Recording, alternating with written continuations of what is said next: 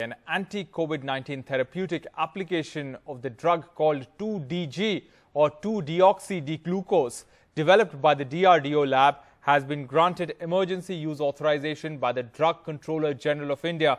Let's go across to Arvind Gunasekar for more on this. Arvind, what do we know about this drug?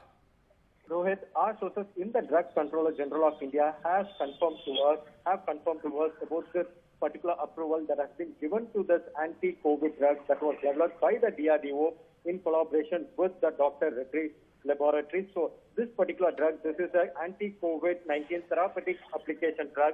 The drug is named as 2-deoxy-D-glucose. So this particular drug will be in the powder form. It can be availed in a sachet in a powder form.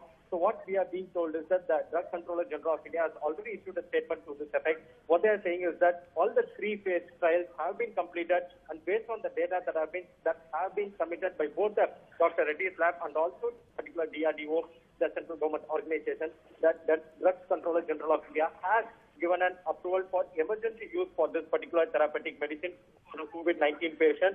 In fact, all the phase 3, all the 3-phase data is satisfactory. That's what our sources are saying, that this particular drug will help in reducing the hospitalization period and also the oxygen need for the patient.